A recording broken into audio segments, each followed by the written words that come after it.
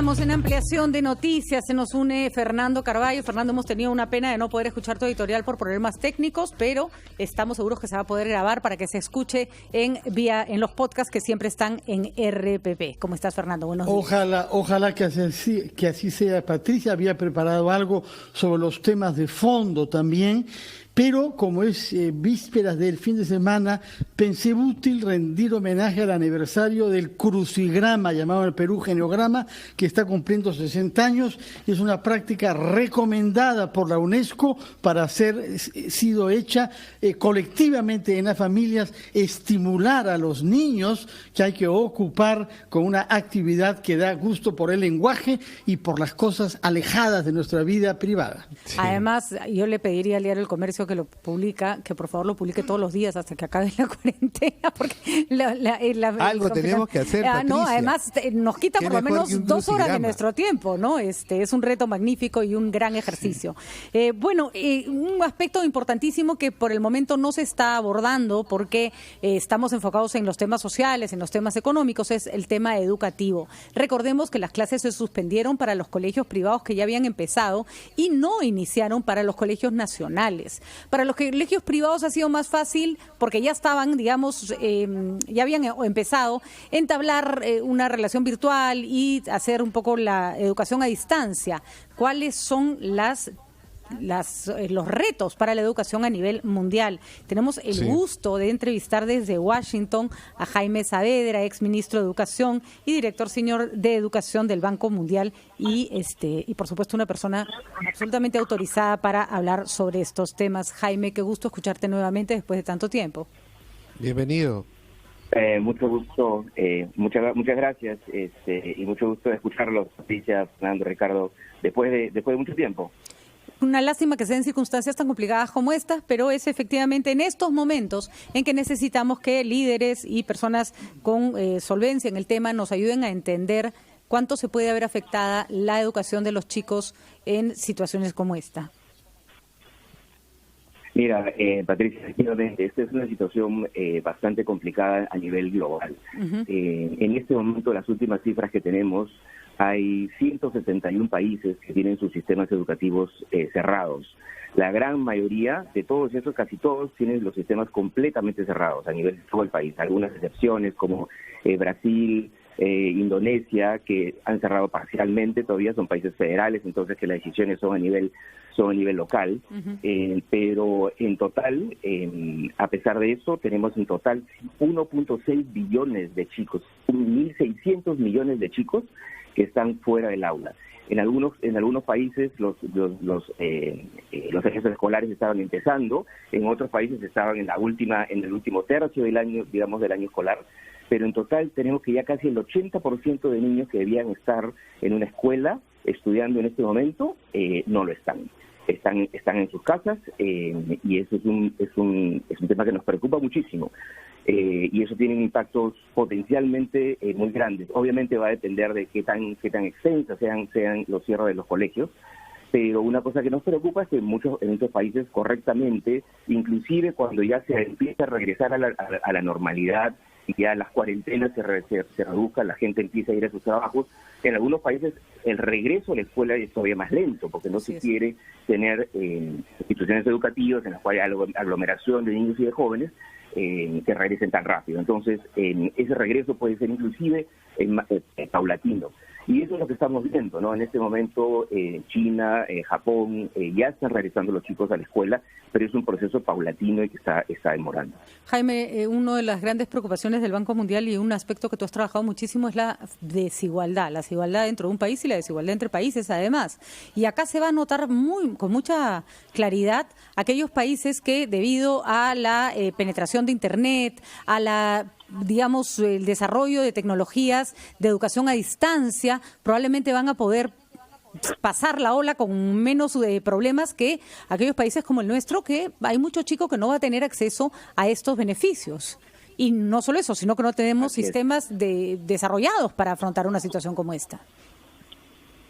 Mira, hay 3 áreas que a nosotros nos preocupan en términos del impacto que puede tener esta interrupción en el sistema educativo. Uno es que la interrupción del proceso de enseñanza y aprendizaje obviamente va a tener un impacto sobre el desarrollo de los chicos. Segundo, que la deserción escolar puede incrementarse. Y tercero, es que en muchos sistemas educativos se repartían alimentos. Así como el Perú se reparte jaliwarma. Y muchos niños reciben desayunos y en algunos casos almuerzo en la escuela. Y esos procesos también se están interrumpiendo. En todos esos casos, el tema de equidad es absolutamente crucial. El tema que tú has mencionado es uno de los temas más importantes. Porque hoy, obviamente, ahora el impacto de los recursos que el niño tiene en su casa importan mucho más. Si nos centramos en el tema del proceso de enseñanza-aprendizaje, obviamente algunos niños tienen un espacio para estudiar, tienen materiales en casa, tienen conectividad, tienen padres que los pueden apoyar y guiar permanentemente, y otros chicos en el otro extremo pueden no tener nada de eso. Entonces, uno de los temas más importantes de los esfuerzos de la Ministerio de Educación y Salud, justamente el Banco Mundial está haciendo ahora en su trabajo de asesoría, asistencia técnica con los gobiernos en el tema de educación, es justamente cómo reducimos el impacto negativo que esto puede tener en los chicos, preocupándonos más por aquellos chicos que tienen menos acceso a materiales, menos acceso a conectividad. Y en ese sentido, digamos, los países tienen que ser muy creativos, ¿no? Sí, claro que sí. Por favor. Ahora, señor Saavedra, el coronavirus, esta emergencia mundial, esta circunstancia excepcional mundial, va a cambiar muchas cosas y evidentemente el ámbito educativo también se va a ver afectado. Este año no va a poder concluir regularmente. Algunos especialistas aquí en el Perú decían, es una falacia decir que vamos a recuperar clases. ¿Qué medida extraordinaria o qué circunstancias se podría plantear en ese sentido? Porque de pronto la cuarentena la extendemos un poquito más y cuando se levante la cuarentena las clases no se van a poder retomar todavía con normalidad. Claro, todos los países tienen que prepararse en este momento para una cuarentena que puede ser más larga de lo que uno espera. O sea, esperamos que sea más corta, pero si no lo es, tenemos que estar preparados. En ese sentido es que hay que trabajar con todas las herramientas que se tienen. Por un lado, y esto digamos, es bastante parecido en muchos países. Sí hay algunos países industrializados, países ricos que están bastante preparados en términos del acceso en línea a la educación, porque la mayor parte de chicos pueden tener acceso a la educación en línea en su casa. Y pueden tener conectividad y tienen una laptop. Pero si ya hablamos de los países de ingreso medio, inclusive países de ingreso medio alto, como la mayor parte de países de América Latina, la situación de los hogares es muchísimo más mezclada. Entonces, en ese sentido, se tiene que trabajar con las plataformas en línea que ya existen. En el caso de Perú existen plataformas en línea y muy poderosas, pero se tiene que trabajar simultáneamente con la televisión, con la radio, de asegurarse que, por ejemplo, uno pudiera utilizar los mensajes de texto, las redes sociales, para ayudar a los profesores y ayudar en particular a los padres de familia para darle estructura a lo que puedan hacer durante el día con contenidos que los chicos puedan recibir a través de la televisión y de la radio también. Entonces, uno va a tener que ser muy creativo y utilizar todos los sistemas que uno pueda. Va a tener que apoyarse muchísimo más uno ahora en los padres de familia. El rol de los padres de familia, que siempre hemos dicho que es muy importante, ahora es muchísimo más importante en términos de el rol que ellos van a tener en fomentar la disciplina, ayudar en los procesos de autoaprendizaje de los chicos. Eso no es fácil. Y mucho del trabajo comunicacional que tienen que hacer los países y que se están empezando a hacer es bien con los padres de familia, no solamente con los chicos. Y finalmente en este punto aquí tenemos también una gran oportunidad de que todos vean la importancia de su propio rol. El Ministerio tiene que tener un rol muy importante, pero los medios de comunicación tienen un rol importantísimo. El espacio que las radios y las estaciones de televisión le puedan dar a contenidos educativos, siempre, y hoy día con más razón, es muchísimo más importante de lo que nosotros pensábamos. Entonces, en ese sentido va a haber que ser muy creativo, ¿no?, de utilizar todos los medios que uno tiene, utilizar materiales no solamente materiales educativos que se hayan producido en el país, sino materiales educativos que se hayan producido en otros países, porque uno tiene que ser práctico, tiene que ser pragmático para poder tener la mayor cantidad de contenidos para utilizar de manera adecuada. En ese sentido, aquí vamos a darnos cuenta la importancia del rol que tienen muchísimos jugadores, ¿no? La importancia del rol de los medios, los medios de comunicación, la importancia de, por ejemplo, reducir los costos del acceso a Internet de material educativo, y la importancia que tienen los padres en todo este proceso. Así es, siempre decía Luis M. Cisneros que no se debe hablar de profesores, sino una sociedad que educa. Hoy los padres tienen mucho tiempo, están con sus hijos en casa y tienen que asumir también la labor de ayudar a todo este esfuerzo que se va a hacer desde distintos ámbitos. Jaime, te pedimos que te quedes con nosotros unos minutos, vamos a una pausa, regresamos con las preguntas de Fernando Carballo.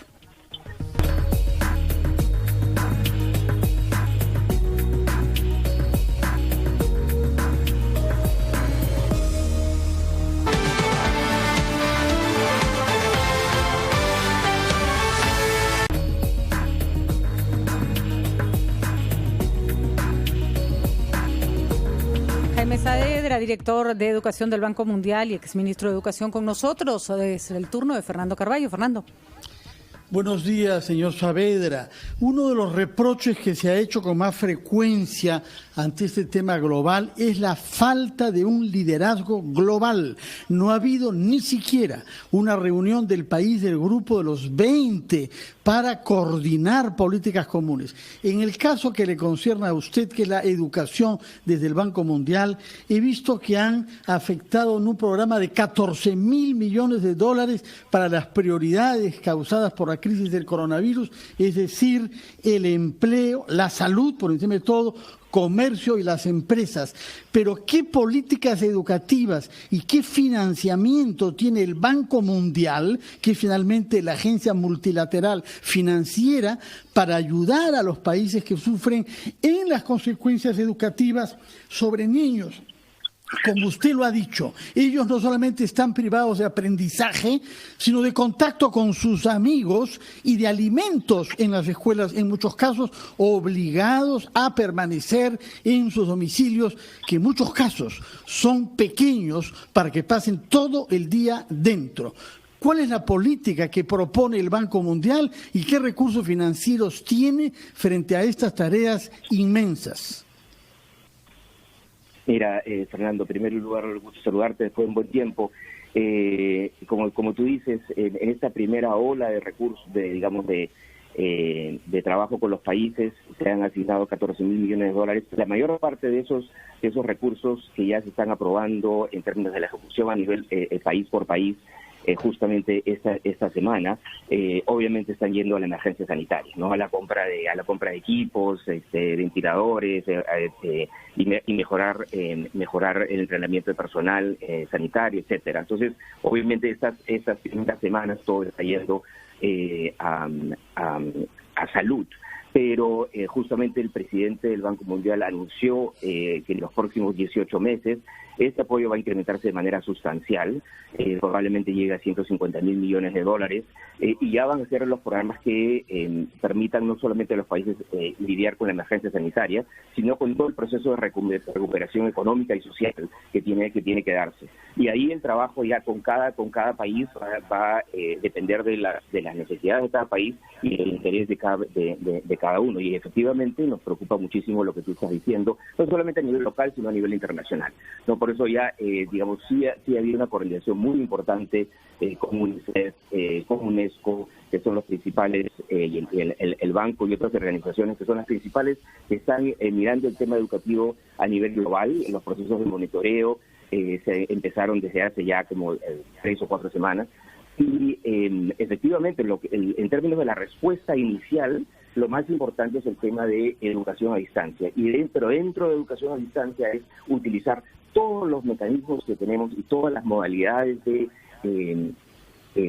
entrega, digamos, que uno pueda pensar, desde la televisión, la radio, el internet, y trabajar con los ministerios para apoyar justamente esos procesos de educación remota. Y el otro tema, como mencioné hace un rato, que nos importa, y eso digamos es muy importante a nivel de todos los países ricos y pobres, es el tema de entrega de alimentos también, que tiene que mantenerse a pesar de la crisis que estamos viviendo, y en muchos casos las escuelas eran justamente el mecanismo a través del cual los estudiantes y las familias recibían ese tipo de apoyo. Esas son dos grandes áreas que nos preocupan muchísimo a nivel global y que son parte del trabajo que se está haciendo con cada uno de los países. Esta discusión, Jaime, también pone en tela de juicio o pone en el tapete cosas que a veces no queremos ni ver. Había, por ejemplo, cuando era ministro de Educación, una discusión sobre si se debía reforzar, que siempre es importante, la educación pública y cuánto debía de caer en la educación privada. Y sobre esta discusión no solo está la educación, está la salud y, en fin, esta perenne pugna entre cuán grande debe ser un Estado. Estas pandemias nos demuestran que pueden salir de la crisis con mayor facilidad aquellos países donde el Estado no es necesariamente más grande, pero sí mucho más eficiente y tiene más herramientas. Ahorita da la impresión que dependemos de bancos privados, de AFPs, de demasiadas empresas que, por supuesto, también están cuidando sus propios intereses. Mira, una crisis como esta, y eso aplica tanto al reto que tenemos, al reto sanitario, el reto de salud que tenemos hoy día, como el reto educativo, muestran la importancia de tener un Estado fuerte y eficiente, como tú decías. Muchísimos de los temas relacionados a la pandemia, de cómo se debe testear a la gente, de las decisiones que se tienen que tener a nivel de país, obviamente requieren un Estado fuerte. Y a nivel de educación es lo mismo. Nosotros además vemos que ya con el impacto económico social que va a tener esta crisis, en muchos países, en los cuales inclusive hay un sector de educación privada importante, que puede haber un regreso hacia la educación privada también, hacia la educación pública. Que es gratuita, justamente porque los ingresos de las familias van a ser afectados al menos en el corto plazo. Entonces, todo eso nos indica que efectivamente el sector público tiene que ser fuerte, y justamente tiene que ser fuerte para poder reducir cualquier impacto mayor que pueda existir entre la población más pobre. Y ahí es donde justamente el tema de equidad que tú mencionabas es extremadamente importante. Así es. Y con respecto a los países se van a tener que endeudar, no tienen, por más fuertes que sean económicamente, muchos países van a romper el chancho y después van a necesitar recuperar dinero para poder inyectar al mercado. Vamos a lograr encontrar en los entidades internacionales que se dedican a prestarle a países mejores condiciones. ¿Ya hay anuncios al respecto? Sí, mira, eso ya hay anuncios al respecto, ya hay anuncios en términos de las discusiones que tienen que haber sobre la estructura de deuda de los países. Entonces, esta es una crisis global muy compleja, que va a requerir un esfuerzo grande de reactivación, y eso lo estamos viendo en muchos países, inclusive el Perú también, que ya están implementando paquetes que no solamente tienen que ver con el tema sanitario, sino tienen que ver con el ingreso de las familias y tienen que ver con la posibilidad de las empresas de no verse afectadas y no reducir el empleo. Entonces esa es la preocupación global. A nosotros en particular nos preocupa también el impacto que esto va a tener sobre los sectores sociales, sobre el impacto que va a tener sobre el proceso educativo, sobre el proceso de acumulación de capital humano. Por eso es que no podemos perder de vista, ¿no?, como decía Fernando, el impacto inmenso que esto puede tener en los estudiantes, en su vida diaria, y en qué medida tenemos que asegurarnos de que esta vida diaria sea lo menos que sea que su proceso educativo, digamos, sea interrumpido de la menor manera posible, y que podamos remediar el impacto negativo que esto está teniendo. Bueno, de hecho, eso yo creo que es una preocupación inmensa para todos. Bueno, de hecho, el Banco Mundial y el Fondo Monetario Internacional ya han avisado que va a haber una inyección de dinero con condiciones más favorables si es que es necesario, Jaime, y eso va a ser un alivio para quienes lo necesiten. Y finalmente, organismos como el Banco Mundial son organismos que se proyectan, que trabajan sobre la base de una visión a largo plazo, mucho más que los países que a veces están en el día a día. ¿En algún escenario previeron algo como esto? Mira, obviamente una pandemia es difícil de predecir, y un escenario en el cual íbamos a tener 160 sistemas educativos cerrados simultáneamente es difícil de predecir. Pero en esa lógica de pensar cuál es el impacto, digamos, de mediano plazo de el horizonte, digamos, de un fenómeno de este tipo, Esto yo creo que es una crisis que nos genera grandes retos muy grandes y también grandes oportunidades, porque nos va a permitir, por un lado, entender mejor cuál es la importancia de las telecomunicaciones y la educación en línea. Nos va a permitir entender mejor cuál es su real potencialidad y cuáles son también las limitaciones que los países tienen para poder implementar eso de manera adecuada. Nos va a permitir también saber cómo es que tenemos que reforzar más y mejor el entrenamiento de los profesores, ¿no? Sabiendo de que el trabajo y el enganche con la tecnología va a tener que ser cada vez más importante. Nos va a permitir entender mejor cuál es el rol que tienen, por ejemplo, todavía la televisión y la radio, ¿no? Como instrumentos extremadamente importantes para darle un mejor proceso educativo a los chicos. Nos va a permitir entender mejor lo importante que tiene el rol de los padres. Entonces, yo creo que esto también nos da una gran oportunidad de que cada uno entienda mejor su rol. Pero, por otro lado, tenemos que ser conscientes que es un reto enorme, ¿no? que tenemos que enfrentar para asegurarnos de que el impacto sobre el proceso de aprendizaje sea el menor posible. Como alguien decía hace un rato, es inocente pensar de que, mira, no va a pasar nada, vamos a recuperar clases fácilmente y en verdad es un pequeño bache. No, va a ser bien difícil el proceso de recuperación de clases. Tenemos que trabajar ya cuando los chicos regresen, también en procesos remediales que nos permitan acelerar el proceso para compensar lo que se perdió. Entonces es un reto complejo. Grandes oportunidades, pero un reto muy importante, tanto para el Ministerio de Educación como para las escuelas y, como tú decías, para el sector privado también. ¿Cómo olvidar? No sé si recuerdo, y Fernando o tú, Jaime, lo recuerdan, en épocas en que había largas huelgas de maestros en Televisión Nacional, salía Luis Alberto Sánchez en una cosa que se llamaba Educación por Televisión, dando clases de literatura.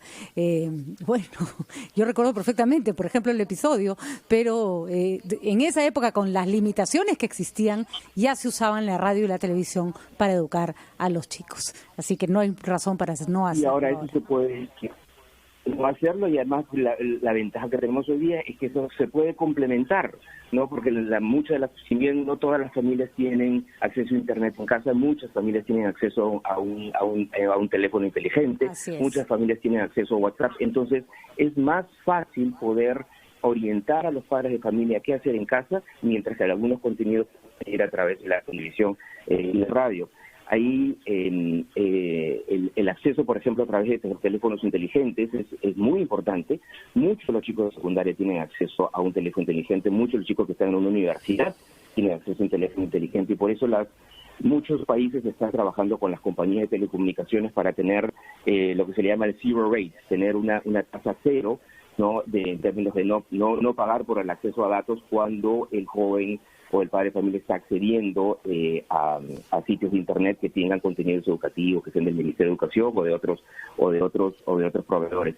Eso es un pequeño detalle, pero que puede ser importantísimo, ¿no? Para asegurar que más chicos puedan utilizar los recursos en línea que pueden estar disponibles. De todas maneras, muchísimas gracias a Jaime Saavedra, director de Educación del Banco Mundial, exministro de Educación, dándonos un panorama clarísimo de cómo vamos a tener que operar para que los chicos pierdan lo menos posible en estos tiempos y los enormes retos que tienen los países en este momento. Gracias, Jaime. Esperamos volver a comunicarnos contigo prontamente. Muchas gracias, Patricia, y te saludo desde Lima, porque felizmente la cuarentena, el lockdown me agarró en Lima y no en Washington. Aquí estoy aquí disfrutando de la cuarentena como todos, y siguiendo trabajando desde casa. Igual no te vamos a poder ver, pero por lo menos te podemos escuchar desde más cerca. Muchísimas gracias. 8:32 de la mañana.